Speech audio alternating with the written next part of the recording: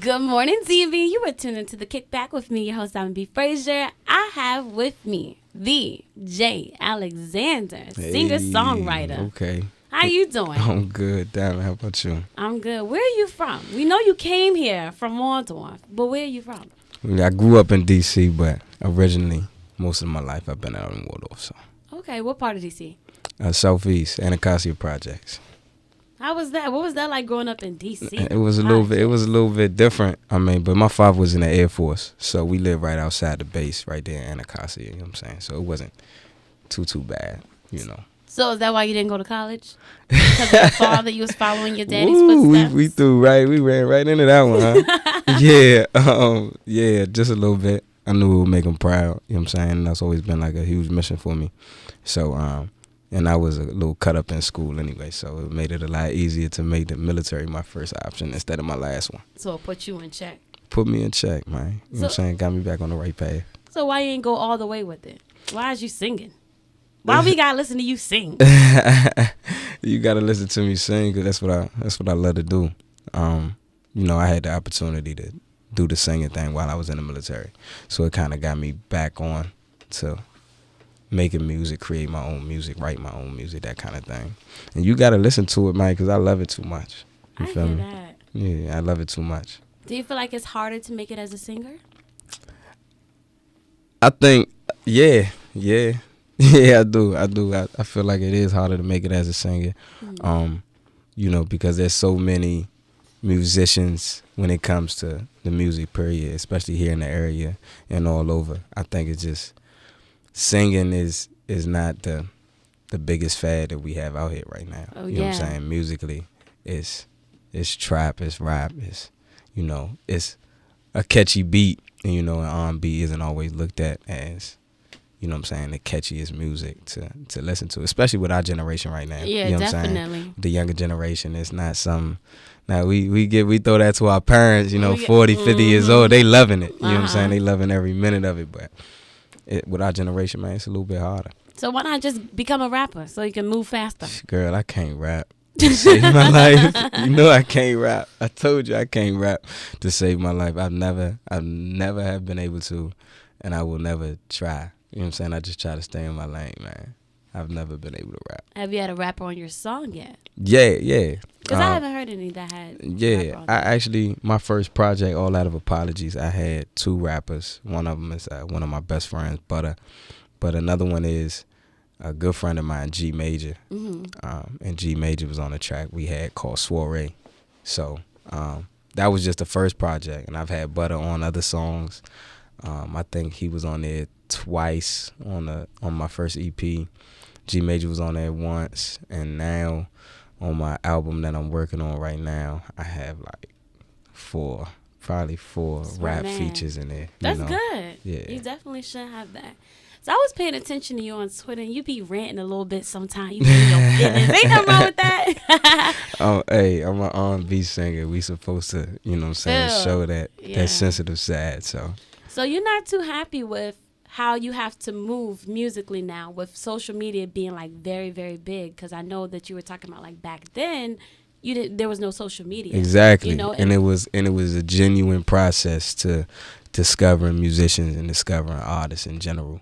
And I kind of feel like social media kind of killed that. You feel me? Yeah. They're looking at following numbers, comments, things of that nature, when most of your following might not even jump into social media, or maybe you have an older crowd that doesn't jump into the social media, you know what I'm saying, aspect or realm of the business these days. And so you lose out on a lot of actual statistics when it comes to fan base and things of that nature, when all you focus on is social media. Because these days they want to know, what's your following? Yep, that's the number one question. How many followers you got? Yeah. And then they look into, all right, how many views you getting on YouTube? Of course. Everything has to do with media these days. And so I feel like you take away from the artistic process. Because like I said, back in the day, you didn't have social media to bend on or lean on. You didn't. People was going out and discovering it. They sitting now. They sitting in the office and they searching the web.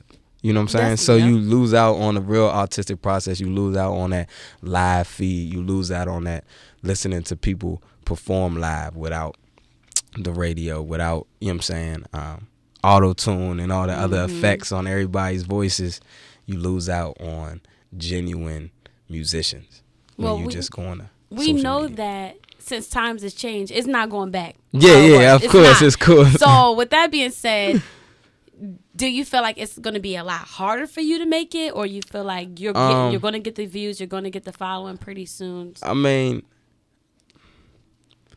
I think I can make it without the whole social media. Wow. I think it just really has to do a lot with the avenue and the route that you take when it comes to who you're presenting. Because be honest with you, it's not how many people listen to your music, it's how many right people listen to your music. You know what I'm saying? I could have one person that listen to the song, and you could have 100 people that listen to your song. But I had that one right person that listened to it that could change my life, and you had that 100 people that was just gonna listen to it and not share it and not tell nobody that they heard it. You feel me? Yeah. Not ever give their opinion or comment. So I think it's more so has to do with how many people that's right you have listening to your music, or how many real, you know what I'm saying, followers or fans do you actually have, instead of how many ghost followers or whatever we calling them these days. How many of those do you actually have sitting around? So yeah, so you do care a lot about what's going on in the world. Does that ever reflect in your music? At this time, it really hasn't. I've kind of always tried to write my music on personal experiences, relationship wise, or personal experiences from friends and things of that nature. I've written a couple of songs that had nothing to do with me, and it had something to do with what I had to hear from my homeboy or what I had to hear from my homegirl or something of that nature. But I there was a point when I was still in the military before I ever came back home where I was trying to write one of those Michael Jackson Heal the World kind of songs. So where that's at? When we gonna hear that? I mean, it never really fell into fruition the way I intended it to. And I think it still had a lot to do with my mindset when I was there and what I could actually do when it came to recording and things of that nature. I really didn't have all that I have in front of me now. Yeah. You know what I'm saying? Then, and beats and things like that after a while get lost. And, I've always been a type, when I got something in front of me, I'm going to knock it out. But if I don't knock it out, it probably ain't never going to get knocked. You know what I'm saying? Yeah. But I would love to jump back on it, you know what I'm saying, and get back into it. Because there's ideas out there. And, I have a couple of friends that's artists that are still overseas. And he has a track called Believe. And, you know what I'm saying, he's doing that whole, for the culture kind of music. And of course I feel as though everybody does have to take the time to actually do that for the culture kind of music and actually put out meaningful lyrics and things of that nature. But the whole love aspect when that comes to R&B, man, it's always there. It's never going anywhere. So I always got that time to really jump back into it and do what I need to do. Like, I know it's kind of like a cliche question, like what sets you apart from everybody? But as a singer, people can really sing. Yeah. And if everybody is singing about the similar things, like how will that make you like step out there? Like why would I choose you to like become that star and not the next person that can sing and is singing about the same thing that you are? I think what sets every artist apart is not really what they're singing. It has everything to do with their delivery, and how they're delivering their lyrics, rather instead of saying just how they singing it. Like you said, there's plenty of people out here that can sing, and you've honestly heard more artists that are less talented make it than you've heard artists that are more talented make it, and that's because it has to do with their delivery, not with their sound. You feel me? Everybody's sound can be different in some way, shape, or form. And of course, I believe my sound is different in a certain way that doesn't compare to everybody else's here. R&B, a lot of the legends that we had before, people got to remember they weren't just R&B legends. They were actually pop legends. You know what I'm saying? Michael Jackson, Prince. You feel me? We're pop legends, honestly, because their music was actually pop. We throw it in the category of R&B these days because we kind of don't know what we talking about sometimes, and so I feel like that's what would set my music apart is the delivery. Even on the track, Looking. You know what I'm saying? It has a pop feel. Yeah, I like that. But it's still R&B as soon as we come back to the verse, I've never tried to step out of my boundaries when it comes to what I can do musically. I know what I could do. I stay in my lane. Of course. And what a lot of people end up doing is stepping out of their lane to give you the sound that somebody already else has instead of staying true and genuine to theirs. And that's when you kind of lose your balance. Because you have to know who you are and where you are as an artist before, you could really make a stamp on your music or your city or your area. So, and I feel like I've done that in my own way, growing musically, growing a small fan base right there where we come from. You got to take over where you come from before you can move out anywhere else. It's hard, though. Yeah, it is. It's definitely hard. Y'all ain't supportive. Yeah. God darn it. Yeah, and I mean, it's true, though.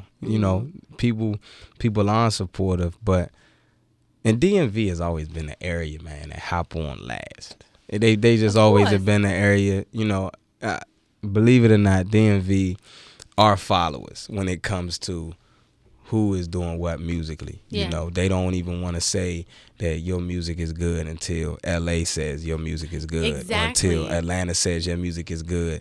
And then DMV says, oh yeah, that joint hot. He from here. Exactly. And it's like, man, I tried to send you this track a year ago and you wasn't with it. And now that I went to LA and they said it was cool, and I went to Atlanta and they said it was cool, so I kind of look at the DMV as one of the hardest places to make it because the DMV does not love anybody musically until somebody else loves you. You know what I'm saying? So I know as they say it's hard to make it in New York, it's hard to make it in LA, it's hard to make it in Atlanta, it's hard to make it musically, period. But I feel like if you can make it musically in the DMV, then you can make that anywhere. Anywhere, definitely. Yeah, I feel like a lot of people, they get love once they leave, and then once people here start seeing the love again, we want to claim it like, oh yeah, he's from the DMV. And there's plenty of artists that had to do that. They had to make that step, outside of the DMV to actually make sure that their music was getting, solidified the way it was supposed to or the way they deserved it to. And I'm still, man, I know it's hard, but I still got hope in the DMV, man, to really be able to pull everything that I need out of me so that I can do that. So I want to learn a little bit about Jae as the person. Okay. So how I'm going to find that out is I'm going to play a game called With It or Quit It. I don't know if you heard of it, but I'm going to give you some statements or questions, and you tell me if you're with it, that means you agree, or quit it like, nah, I ain't really with it, but then you got to tell me why. Oh, I got to tell you why? Yeah. Oh, man. Okay. I ain't no oh, man. All right, so let's start with this one. I had an abortion for a man 4 years ago that I didn't love. It was a very hard decision, but I'm glad I made it. Now I'm scared to tell the man that I love the one thing that he hates most about women. Yes, he hates abortions and anyone that has one. A part of me wants to tell him so I could finally be free, but the other part of me is saying no because I might lose him. I hate myself for this, but I think I'll die holding on to the secret. Like... So am I with her holding on to the secret? Yeah. I'm with her holding on to her secret. Because you feel like your past is your past. Your past is your past. And then that was a choice that she made. It has no relevance right then. It has nothing to do with whoever she's speaking to now, whoever she's in love with, whoever she's afraid of losing. And then that's a lot of, you got to move on from past things. So. Are you for abortions? I am. Okay. If that's a woman's decision. I don't really feel like that has anything to do with anybody else other than the person that's going through it. You feel me? That's your decision. And everybody has times for when they feel as though they're ready for what's going on. I know a lot of people say you make the bed you lay in. You're right, but somebody bought the bed first. True. And I always go back to somebody bought the bed. Ain't nobody getting beds for free. Somebody bought the bed first. And so I always feel as though, man, that's somebody's choice. That has nothing to do with me or you, unless me and you were the ones that did it. Yeah. You feel me? So. All right, so Flint, Michigan needs water. The government ain't doing nothing, and neither these famous people who keep talking about it. These people literally have all the money in the world to help fix the problem, but I guess the problem is deeper than money can solve. I'm starting to lose respect for the government and these celebrities as they sit back and watch ordinary people try to make a living for themselves suffer. With it or quit it? You agree with that or nah? I agree with it to a certain extent. You know, I kind of feel like, there is a lot more that celebrities and politicians can do to help any situation that's catastrophic nationally. You feel me? I feel like there's more that everybody can do, but there's a lot that's being done that we also don't know about. You feel me? So I don't think we can always go off of what we see on the surface. True. A lot of research goes undone. Mm-hmm. When we start responding to situations that happening in the world. A lot of research goes undone. We see one article and we react. Exactly. Or we hear one video, we watch one video and we react instead of seeing that video and then saying to ourselves like, oh, let me look into it. You feel me? But I do agree with the fact that there is a lot more that, celebrities can do for Flint. They can do for Florida, they can do for Louisiana, when we have these national crises. Yeah. You feel me? I do feel like there's more we could do. Of course. So this person says females that smoke, whether it's weed, cigarettes, cigar, hookah, whatever, they're ugly inside and out. It's really not cute for y'all to be smoking for likes on the gram or views on Snap. Just quit it and quit smoking while you're at it. And the guys that encourage this, I hope y'all okay with another man influencing your daughter to smoke one day, because that's what you're basically doing. Out here killing your insides to fit in. Shaking my head. With it or quit it? So, me personally, I've never liked the appearance of a woman smoking. I've never liked it. But at the same time, just like abortion, man, that's your choice. You feel me? What you doing with your body, what you doing with your spare time, that's on you. But me personally, I've never found it attractive when a woman smokes. I've never liked, like, that was never something that popped out to me like, oh, she's cool. Oh, damn, that's sexy. You know what I'm saying? Yeah, if you were to have a daughter and she got into smoking and everything, like, how would you feel as a father? Of course I would be against it, off the simple fact, like I just told you, I'm not even with somebody I'm dating that's doing it. Do you smoke? No, actually I don't. I had to, I had to pull away from blacks, weed, cigarettes, things of that nature that I was doing while I was in the military. Okay. Because it was killing my voice singing. Mm-hmm. And so I tried out the little portable hookah, the vape thing for a second, and then I eventually put that down too. And I just had to stop smoking for vocal reasons. Yeah. More so than it was anything else. Like, I really had to do it. Like, and I had to let it go. And I mean, don't get me wrong, I do miss it, but yeah, I had to let the whole smoking thing go. I did. I did. All right, so black celebrities want to claim being woke. Talk about African kings and queens and whatnot, but they don't even want to go to Africa. Rappers have egos bigger than the word ego to even elaborate with an African rapper, and vice versa for actors and actresses.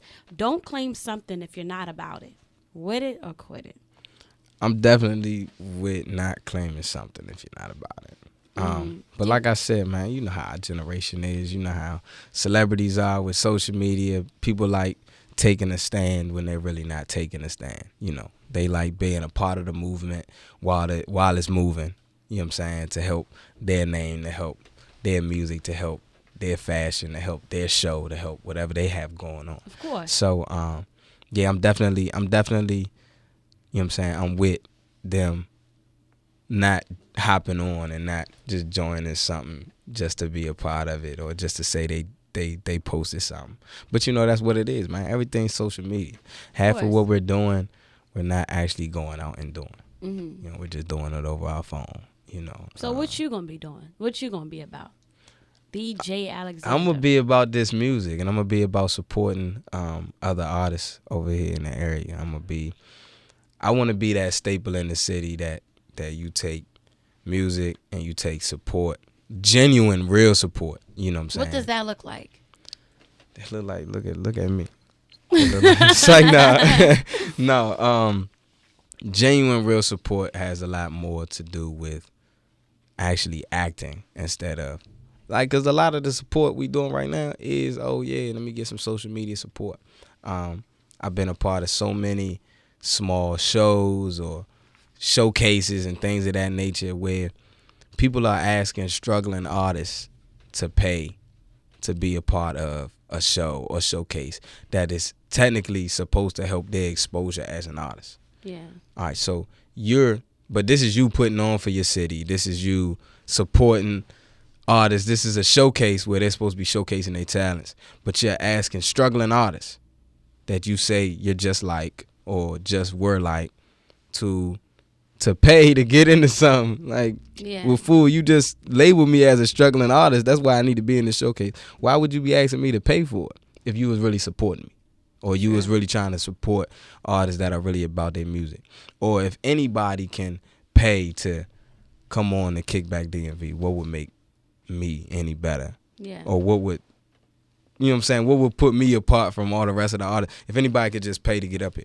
Of course. You know what I'm saying? If anybody can pay to be on this showcase, what makes this showcase so great? What makes this showcase so much better? What makes the artists that are in this showcase so much better than the other artists that are out there? So real support to me is if you're putting on something, if you're putting something together, actually taking your time and your efforts, whatever you're putting into it, whether it's monetarily, time-wise, wisdom, whatever it is, knowledge, you putting into it and you just putting into it wholeheartedly. You know what I'm saying? Instead of, everything has to run back to money. I do understand running a business. Yeah. You feel me? I understand running the business. I understand everybody wants their money, needs their money, that kind of thing. But support is actually taking action. It isn't liking a post. It isn't reposting something. If you're going to say, being there, showing up, actually supporting, you feel me? Friends that swear up and down, I'm going to come to the show, but they say, look, we ain't seen you. And then when you do show up, you calling me talking about, hey, you got me on the guest list. You know what I'm saying? Of course, yeah. And it's like, my man, it's $10 at the door. If you can't pay $10 to $20 to come support me, then I can't call you a supporter. But you paying $10 to $20 to watch that movie. And you paying $10, $20 to grab that bag that you try and go out back and smoke. You feel me? You did that before you came here, but you can't pay $20 to come in and support your friend or support somebody that you say that you follow or a musician that you like. Well, we about to really support you right now by listening to this song. Okay. What's this song called? Because I love it. This song is called Looking. And it was written off the man's perspective of just loving the chase, seeing a new girl and loving the chase, like that genuine first love kind of thing, So, but Looking. It's a beautiful, beautiful little track. All right. Babe, when I look at you, I'm crying like, oh, babe. When I get in you. All right, we are back. You're tuned into the Kick Back DMV with me, Diamond B. Frazier, and this brother over here. Yeah. Who you be? I'm Jae Alexander. All right. The Jae Alexander. He ain't anybody. He's the Jae Alexander. Don't forget that. All right, so we about to get out here very soon, but I did see a couple of tweets. I just want to talk to you about a couple of them. Okay. One of them says, swear y'all hoes ain't worth the time. And I use the word hoes as disrespectful as I possibly can. What in the world is that about? Who are you talking about? What hoe? It could be. You speaking to some hoe that made you mad. So like I told you, same thing I do when I go into music. It really is my personal situations and what I've seen personally firsthand. Mm-hmm. So I can't tell you. This was on November the 7th, so maybe you can give me November the 7th? Yeah, so November. Who was around November. November? Gee, that was November. That was 2016. Yeah. That was no. It's past. Well, actually, November I was still in a relationship, so it was probably referring to somebody in the past. Somebody made you upset. Somebody in the past. You were cheated on? Lied to? She's diamond. Not in November. But so in case she listen to this, you don't want it to be like it's her. Yeah, it's nah. Nah, it was you, girl. It's definitely something old, man. It was definitely something old. But it hit you in November. Nah, it didn't hit me in November. It tried to come back in November. Oh, okay. You feel me? I think if I'm thinking about the right thing, it tried to come back in November. Had to make it known that it wasn't happening. You feel me? All right, so a little bit before that, you said, what brings women to asking a man they just met, why you want to talk to me? 'Cause B, you bad. That's what you said. Like, why? That's actually a quote from my brother. Oh, okay. My brother. Do you agree with your brother? 'Cause you tweeted it, or you just? I've never understood why, women, whether you find them attractive or not, when you approach them or want to talk to them, it's a question comes back later like, well, why you want to talk to me? Yeah. And it's always been a question to me because even though everybody's not gonna tell you the truth, when you first talk to somebody, when you first meet somebody, obviously they're talking to you because they're attracted to you. Yeah.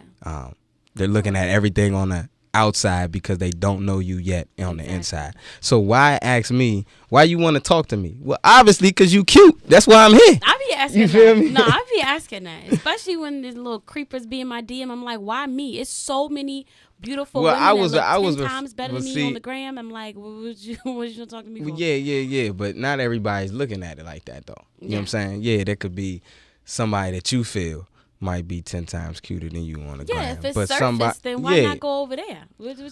Or you send out a mass message? Nah, what I'm saying, well, maybe... Nah, I don't send out no mass message. Right. But look, maybe they attracted to just diamond. How you know? I don't know. That's why I asked. But you saying... Well, they could... yeah, but why would you ask why you trying to talk to me when obviously, it ain't because I know you. They obviously trying to talk to you because they think that you're attractive or they find you beautiful. Right. I mean, yeah. No. And maybe it is just that. Maybe it is they just want to hear you say it. I mean, I've asked that question and I get, well, the stuff you post, I can tell what kind of person you are. I know you. Nah. See, that's some BS. It ain't. You can't always tell what people post because people be posting what they saying, what somebody else is saying, what other people are thinking, what they've heard. It ain't always just them. So in July, you found a diamond in the rough. Is that somebody you're still with currently? Actually, exactly. That's exactly shout out to her. Yeah. But you got mad at her in November, but y'all still strong. Nah. I'm trying to tell you that November had nothing to do with her. Oh, okay. Diamond trying to put me out. I'm not. You trying to have me sleeping on the streets tonight, huh? Of course no, you not. wrong. So where can they follow you in your journey, your next show, Another Saturday Night Vibes? What's going on? Saturday Night Vibes is actually coming back on April 22nd. Ooh. And we're going to be in D.C. We'll be there. At the Smith Public Trust. Of course, the Kickback will be on the guest list. But yeah, we coming back. Rue Pratt is actually gonna headline this one. Wow. So Rue is gonna be back. She's been at every Saturday Night Vibe show, man. We done built up such a rapport. She's on the album. Rue's on my upcoming album too. So same. Yeah, but so she's gonna be headlining this show, which usually I was doing, doing it at the end. So that's why I told you, we're gonna switch it up this time. Okay. But of course, everybody can follow me at the Jae Alexander. Make sure it's J with an E, common spelling Alexander, on Instagram, Twitter, Facebook, SoundCloud, anywhere you put in TheJae Alexander, it's going to pop up with me on top of DJAlexander.com. Wow, that was the beginning of season 2, episode 1 with DJ Alexander. You were tuning in to Kick Back DMV. See you next week.